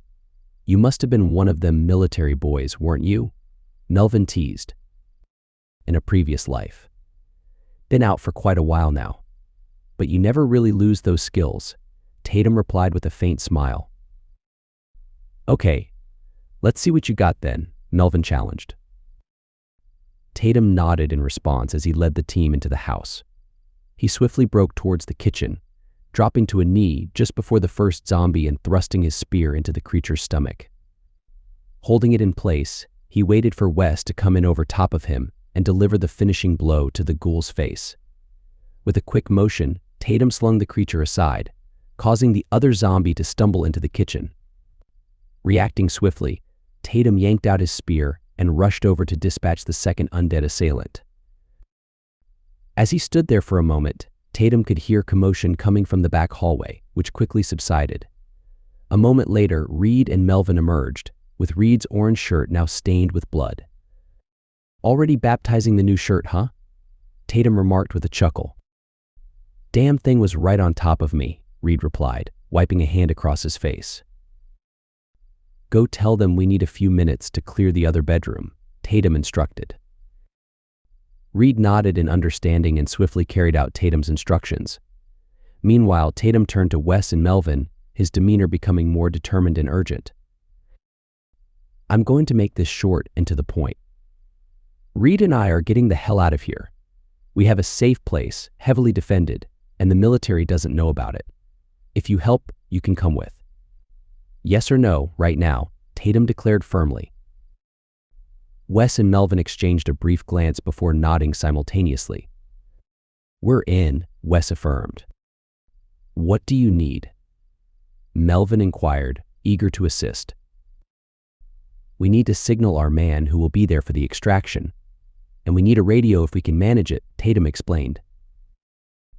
"The radio is easy. One of those guards should have one," Wes suggested confidently. "What kind of signal do you need?" Melvin asked. "Something that can be seen well outside of town," Tatum replied. "A house we cleared a couple of blocks back had a really nice gas stove," Wes suggested. "That would certainly be a signal." "I like it. Let's do it," Tatum agreed. "Question though, if we have a radio, what do we need the signal for?" Wes inquired. "The radio doesn't have the longest range, and he's most likely far enough away from the city so that he can cover the most ground for the signal," Tatum explained. "That makes sense," Wes conceded, satisfied with the explanation. Melvin paused for a moment, his head shaking before he spoke. "Just like that?" Melvin questioned. "Just like what?" Tatum inquired. "You show up, clear one house, and you're ready to escape?" Melvin clarified. "I got stuff to do," Tatum replied. Melvin smirked, nodding at Tatum. "I like this guy. Let's save the adoration for after we escape. If you get shot, I don't think you'll like him all that much," Wes interjected. Reed re-entered the kitchen. "They said we had 2 minutes." "This is your show, Tatum. Just keep in mind, those guards aren't fans of us getting close to them," Melvin advised. Tatum considered it for a moment before snapping his broomstick in two over his knee. He concealed the back portion in his pants, covering it up with his shirt. He then jammed the other part into a nearby zombie. "Can't do my job if I don't have a weapon," Tatum explained. Everybody nodded in agreement before Tatum continued. "We take care of these two and get down to the house to set off our signal. Then we start hauling ass out of here. Anybody have questions?" Tatum outlined. "Yeah, what are the rules of engagement?" Reed inquired. Tatum paused for a moment, caught off guard by the unexpected question. "If they're wearing a uniform, we put them down," Melvin asserted. "No," Tatum countered. "What do you mean, no? They're holding us prisoner and killing us if you haven't noticed," Melvin argued. "The higher-ups are. Those kids outside, they're in over their heads. They don't deserve to die because of it. Besides, if we start killing their people, they're more inclined to hunt us down. I'm kind of partial to being left alone," Tatum explained. Melvin glanced at Wes, who nodded in agreement. "He's right. Try your best not to kill anybody." "That asshole sergeant better not show his face then," Melvin muttered. "You know what they say, there's always exceptions to the rule," Tatum replied. Melvin smirked and nodded as the group prepared to leave the house. "Okay, here we go," Tatum announced. Chapter 7. As the foursome made their way to the front of the house, Wes caught sight of the butcher's block at the kitchen's edge. He casually retrieved one of the steak knives, keeping it in hand as they exited. Tatum led the way out the door, throwing up his hands as he stepped outside. "Hey guys, I need a new spear." "That one just snapped like a twig when I put it into a zombie skull," Tatum called out. The guards motioned him over to where they stood, lacking a vehicle but instead dragging a wagon filled with supplies. "Yeah, come on. I'll try and find you something a little sturdier. The rest of you just hang out there. Don't get too close," one of the guards instructed. The other 3 men stayed approximately 10 yards away from the guards as Tatum approached. One of the guards turned to search through the wagon, while the other kept his rifle at the ready, focused on the trio in front of the house. After rifling through the weapons, tapping on a few to test their strength, the guard finally selected one and turned around. "Hopefully, this one will work better," he remarked as he handed it to Tatum. As the guard extended his arm, Tatum swiftly popped him on the nose with a punch, stunning him. As the guard staggered, Tatum spun him around while drawing out his pointed shard. With precision, Tatum jammed the tip of the weapon into the guard's neck, applying just enough pressure to draw blood and grab his attention. Simultaneously, he grabbed the back of the guard's shirt, pulling it tight to immobilize him. "Please don't kill me. Please," the guard pleaded. "If you do exactly what I say, you'll be just fine. If you or your friend there tries to do something stupid, I'll sever your jugular and you'll bleed out in seconds. Are we clear on that?" Tatum demanded. The guard whimpered in response. "I'll take that as a yes," Tatum continued. Meanwhile, the guard's partner turned around, aiming the rifle at Tatum and shouting orders. "Let him go. You let him go right now," the partner demanded, his hands shaking with fear, making his aim unsteady. "Just calm down. Everything's going to be okay. You just need to do as I say," Tatum reassured, keeping his tone steady despite the tension. "I said let him go," the partner yelled, his voice fraught with panic. Before Tatum could respond, Wes stepped forward, launching the steak knife towards the guard with precision, embedding it in the guard's arm. The pain caused the guard to drop his gun. Reacting swiftly, Reed dashed forward and slammed into the guard, tackling him to the ground and securing him. He glanced over at Tatum, receiving a nod of acknowledgement. "Okay, now that we have that out of the way, we can get down to business. Now I'm going to need your radio. Where is it?" Tatum demanded. "It's in the wagon," the guard replied. "Good. Now, where are the other teams at?" Tatum inquired. "I don't know," the guard insisted, his voice tinged with fear. "There's like 4 or 5 more teams and the sergeant who are running around here clearing things. I'm not exactly in a need-to-know position." "Fair enough. Now, I have my hand on the rifle, and I'm going to slide it off your shoulder, and you're going to go over to your friend. Go now," Tatum instructed firmly. Seizing the rifle, Tatum pushed the guard forward. Melvin and Wes swiftly moved in, securing him, while Reed helped the other guard to his feet.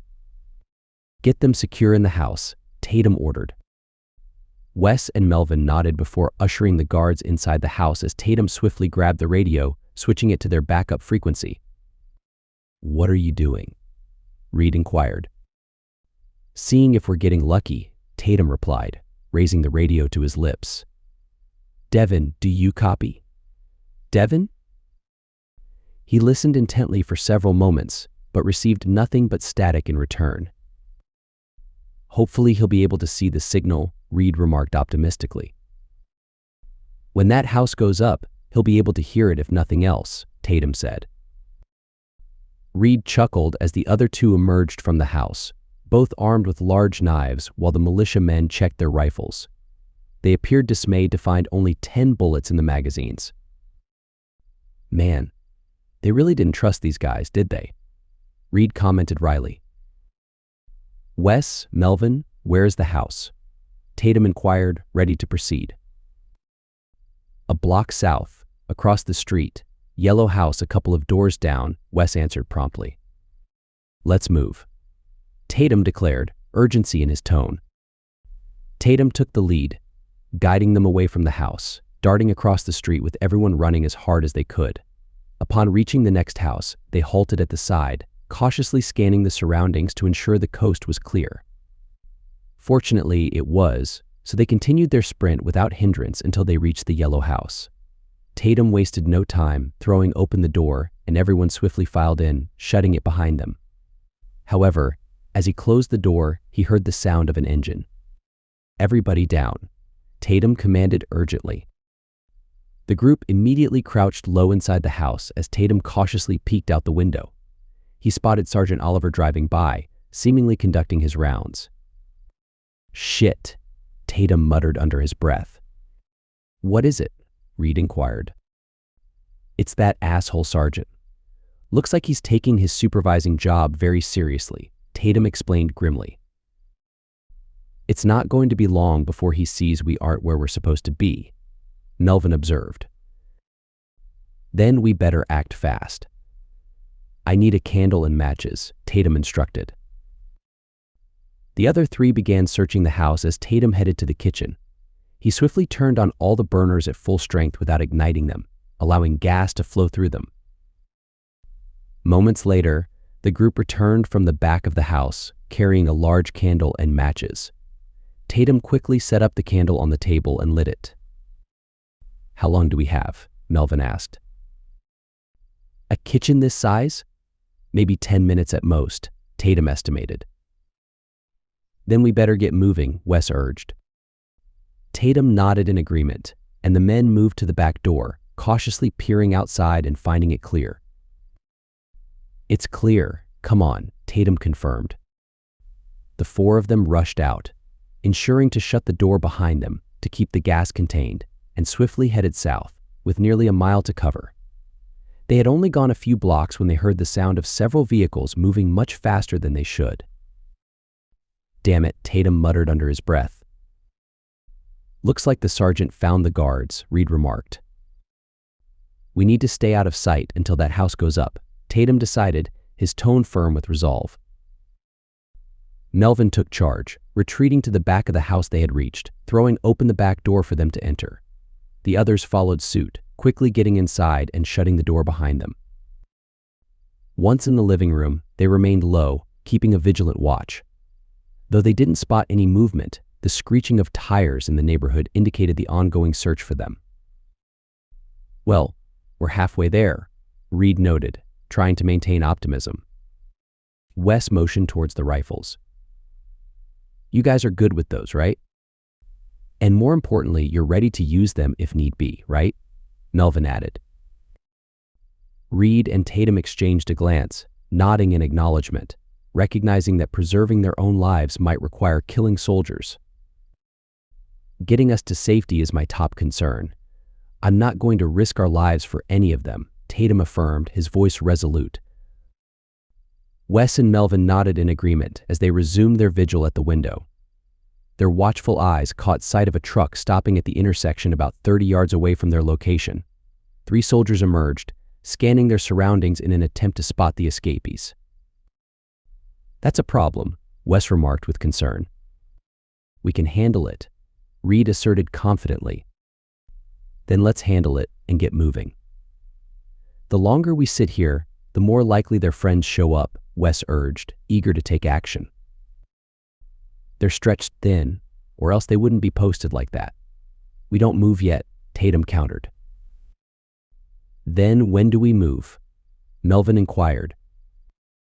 "As soon as that house goes boom," Tatum declared. "It will distract them and let us get the jump on them. Besides, we can't do anything until our man knows where we are," Tatum explained. Though Wes and Melvin weren't entirely pleased with the answer, they accepted it reluctantly. Several tense minutes passed before the house finally detonated. The explosion rattled the windows of the house, prompting Tatum and Reed to spring into action. Tatum led them out of the house, taking 2 steps onto the grass to provide cover for the others to slip by before opening fire. His first bullet struck the closest soldier in the lower leg, causing him to collapse in pain. Tatum fired off a few more shots, hitting their vehicle and effectively pinning down the other soldiers. "Move, move," Tatum commanded. His group sprinted across the street, Reed firing off a couple of shots as well, providing cover as they reached the next house. Without pausing, they continued sprinting as hard as they could towards the south, with the open space about half a mile away. As they ran, Tatum heard Devin's voice crackling over the radio. "That's a hell of a signal," Devin remarked. "We're close to the highway we came in on, and we have company," Tatum replied tersely. "Just get to open space. I have you covered," Devin assured him. "Keep moving and get to the open space." Tatum called out to the others, urging them onward. The group pressed on at full speed. Suddenly, a couple of shots rang out from behind them, narrowly missing them. In response, they veered off, cutting across a house to put some obstacles in the shooter's path. As they approached the edge of town, the roar of an engine on the highway became audible, just half a block away.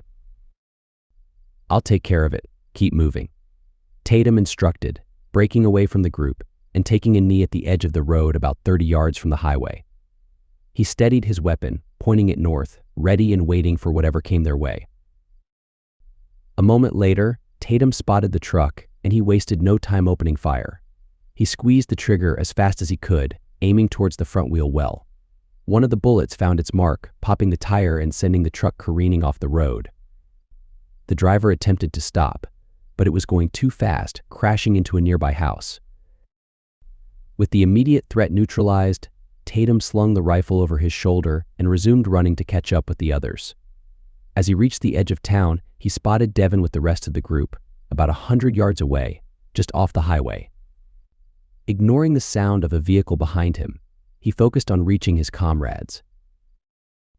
As he sprinted towards them, he witnessed Devin emerging from the sunroof, holding his sniper rifle.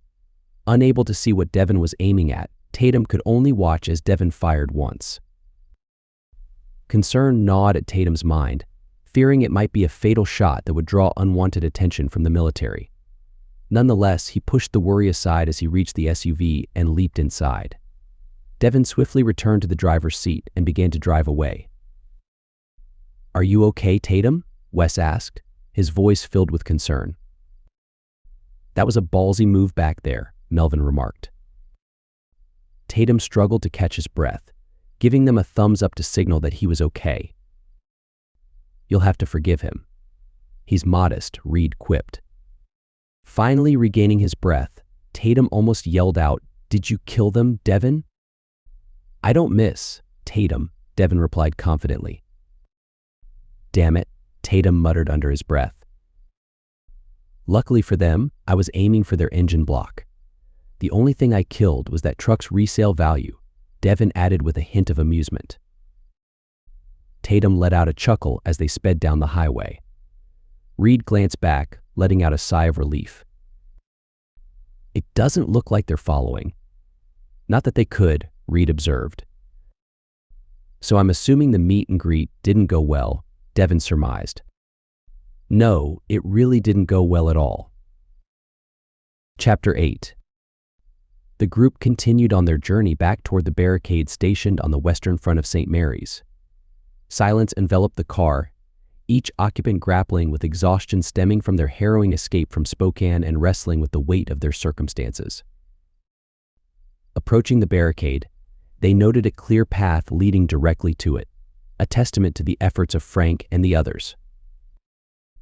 "Looks like Frank and the others managed to get them squared away," Devin remarked. "At least one thing is going right today," Reed added. As they neared, Mac, stationed at the barricade, flagged them down. "I'm glad you're back. And you brought friends," Mac exclaimed. "Yeah, this is Wes and Melvin. They helped us out of a sticky situation up in Spokane," Tatum said. "Based on your attire, it doesn't look like you were in a fashion show.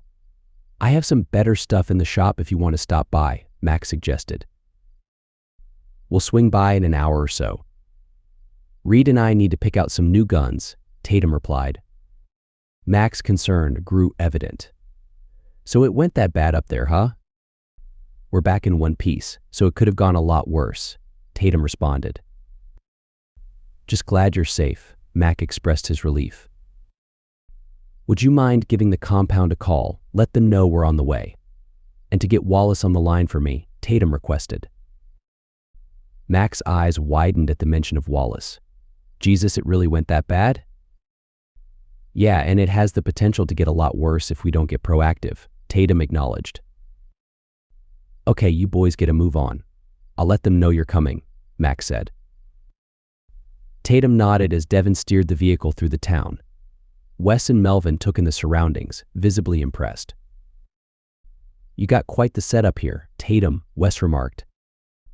"It wasn't easy, I can tell you that," Tatum replied, a hint of weariness in his voice. The newcomers observed the makeshift dwellings lining the city streets and the bustling crowds. "Are you sure you got room for us?" Melvin inquired. "We'll find room for you. For now, though, we're going to take you up to the compound. It's a little quieter up there, and I'd like to pick your brain about what you saw in Spokane," Tatum assured them. "We'll tell you everything we know," Wes confirmed. Tatum fell silent as the SUV navigated the streets. Minutes later, they arrived outside their compound. Maggie emerged from the radio house, heading straight for them. As Tatum exited the vehicle, she enveloped him in a tight hug. "Are you okay?" Maggie asked, her concern palpable. "Yeah, I'm fine. Just pissed off, that's all," Tatum replied, his frustration evident. "That never ends well," Maggie teased lightly. "I'll try and make an exception this time," Tatum retorted with a hint of a smile. Maggie turned her attention to Wes and Melvin, offering them a warm smile. "And you made some new friends, who look like they could use a hot shower and some fresh clothes," Maggie remarked. "You had me at hot shower," Wes joked, eliciting a chuckle from the group. Tatum glanced toward the radio house, spotting Frank emerging with a thumbs-up gesture from the front door. "Maggie, if you wouldn't mind giving them the grand tour and getting them set up. I need to go have a chat," Tatum directed. Maggie stepped over, planting a kiss on his cheek. "I'll take care of it. Now go take care of us." Nodding in acknowledgement, Tatum, accompanied by Reed and Devin, made their way toward the radio house. "That's some bold-fashioned statements there," Frank remarked as they approached. "Shut up," Reed retorted tersely. "Is he on the line?" Tatum inquired, ignoring the banter. "Yeah, he's ready to go," Frank confirmed. Entering the radio house, Tatum's core group joined him as he settled into a seat in the radio room. He took a moment to compose himself before speaking. "Hey Maxwell, do you copy?" Tatum said. "Good evening, Tatum. I'm eager to hear how your mission of goodwill went in Spokane." Maxwell's voice crackled over the radio. "Well, in a nutshell, they seemed desperate to know where we were located, what our strength was, and when we refused, they put us on prison patrol, clearing out houses with pointed sticks," Tatum summarized grimly. There was a prolonged silence on the line before Maxwell spoke again, his voice weighted with resignation. "While that is incredibly disappointing to hear, however, it's sadly not unexpected. While we haven't been a thorn in the government's side, it's clear they are aware of our presence and anticipate us being adversaries," Maxwell acknowledged. "You have to understand, we tried our best to be friendly, offering help, the whole nine," Tatum interjected, a note of frustration evident in his tone. "I have no doubt that you did, Tatum, and please forgive me if it sounded as if I was implying otherwise. Of all the groups, yours is one of the closest to Spokane, so if things go south, you and your people will likely be among the first impacted." "You have the biggest reason to make nice with them," Maxwell clarified. "So the million-dollar question is, what in the hell do we do now?" Tatum pressed, a sense of urgency creeping into his voice. "My hope is that once the military moves on to Seattle, that they will have more than enough to deal with, and that they will leave us be. However, we must plan for the worst-case scenario," Maxwell responded solemnly.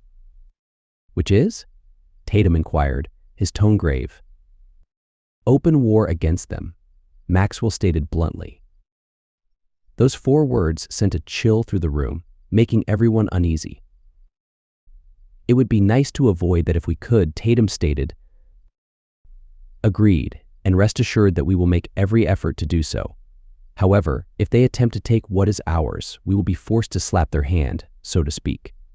It's my hope that your community will help us in that, should the situation arise," Maxwell said.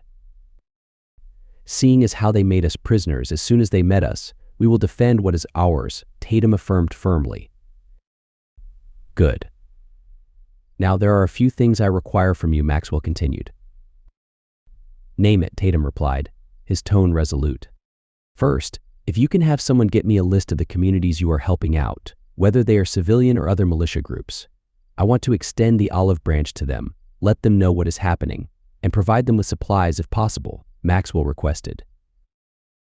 Tatum paused briefly, considering the request, before turning to his comrades for input. "We're stretched thin, Tatum. We can barely protect what we have here, let alone do much of anything for the other communities," Eric said. "Yeah, think of the people in Rosalia. They're just a stone's throw from Spokane and will likely need help at some point," Edgar added. Tatum nodded, acknowledging their dilemma, before returning to the radio. "Okay, Maxwell, I'll have a list put together for you. What else?" Tatum responded. Do you have any bright, capable people who came from Spokane? Maxwell inquired. Several. Why? Tatum questioned, a sense of unease creeping into his voice. Because we're going to need to embed our people within their ranks if we're to succeed in a heads-up fight, Maxwell explained. Jesus, you want us to send spies into the military? Tatum exclaimed incredulously. To be clear, I don't want you to do that. I need you to do that, however. I know it's a big ask, but it could be invaluable to us. My hope is that we never need to call upon them, Maxwell clarified. Okay, I will see who I can get to volunteer to do that, Tatum conceded reluctantly. You have my appreciation, Tatum, Maxwell said. Is there anything else we can do? Tatum inquired. Nothing at the moment. Now, is there anything I can do for you? Maxwell offered.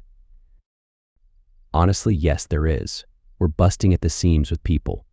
When the military rolled into Spokane, a lot of people fled and found their way here, Tatum explained. I will dispatch a team of my people today to come up there with supplies. We will also begin scouting locations to the south that would be suitable as a permanent residence for them and help you in setting it up, Maxwell assured him. That's appreciated, Maxwell. We'll be ready to receive them, Tatum acknowledged. That sounds good, Tatum. Thank you for everything you and your men are doing. I know that it's not easy, Maxwell acknowledged. War rarely is. We'll do our part, though, Tatum replied stoically. I have no doubt that you will. I'll have someone let your people know when the plane departs, Maxwell informed him. Thank you, Maxwell, Tatum replied before the line went dead. Sitting back in his chair, Tatum rubbed his face in frustration, the weight of their situation heavy on his shoulders. Anybody remember the good old days when we were just fighting zombies? Frank mused, a hint of nostalgia in his voice. Still plenty of that to be had, Reed quipped in response. Yeah, along with a giant side helping of going to war against the military, Frank retorted, his tone more somber. It's not going to come to that, Reed asserted confidently. Are you sure about that? We're talking about sending spies in, Frank countered. As Frank and Reed exchanged banter, Tatum remained silent, his hand still massaging his weary face. Eventually, he interrupted their conversation. We're going to do what we always do. We prepare for the worst and hope for the best, Tatum declared. Then we deal with something worse than what we initially planned for, Devin added. The others nodded in agreement with Devin's sobering observation. So what do we do, Tatum? Eric inquired. Start making a list of potential people to send back to Spokane. Preferably someone unassuming, a little older who just wants to go back home. Come up with some backstory about them going out of town just as this kicked off, Tatum instructed. I have a few people in mind. Frank, you want to give me a hand? Eric said. Yeah, I'm with you, man, Frank replied, ready to assist. Devin, take Edgar to the airport and get it ready for the arrival of our friends from Bend. Get them some vehicles, provisions, and local guides, and anything else you can think of, Tatum directed. Both men nodded in silent agreement as they left the room, leaving Tatum and Reed alone. What about us? Reed inquired. We're taking showers and burning these clothes, Tatum replied firmly. Reed pondered for a moment before responding. The first part I agree with. I think we should hold on to the prison clothes. You never know when we might need to blend in. Tatum considered Reed's suggestion as they both rose to leave the room. Gesturing towards another militiaman in the adjacent room, Tatum instructed, monitor that radio. The man acknowledged with a nod as Tatum and Reed exited. Maggie approached them. I have our new friends getting settled, she informed them. I'll see you in a minute, Reed replied, heading off towards the showers. Thank you, Tatum said. He enveloped Maggie in a tight hug, causing her some concern with his intensity. Is everything okay? She asked. It's just. Things are starting to spiral out of control, Tatum confessed. You know that no matter what comes our way, we'll deal with it, Maggie reassured him. I know, but what's coming is larger than we can handle on our own, Tatum admitted. Then it's a good thing we're not on our own then, isn't it? Maggie responded confidently. Tatum smiled softly, expressing his love for her with a tight squeeze. Eventually they parted from the embrace. Tatum, you're the love of my life, and I have complete faith in you. If anybody is going to get us through this safely, it's you, Maggie declared earnestly. Tatum, overwhelmed by her words, could only nod and offer a gentle kiss on her forehead. Go get cleaned up. I'll fix you boys something to eat, Maggie instructed lovingly. Thank you, my love, Tatum replied gratefully. As Maggie hurried off, Tatum made his way to the showers, determined to clear his mind of the impending turmoil. Just focus on what you can control. And right now, that's a shower and a hot meal, he reminded himself. It took some doing, but Tatum forced himself to focus solely on those immediate tasks, pushing aside thoughts of the looming storm on the horizon. The end.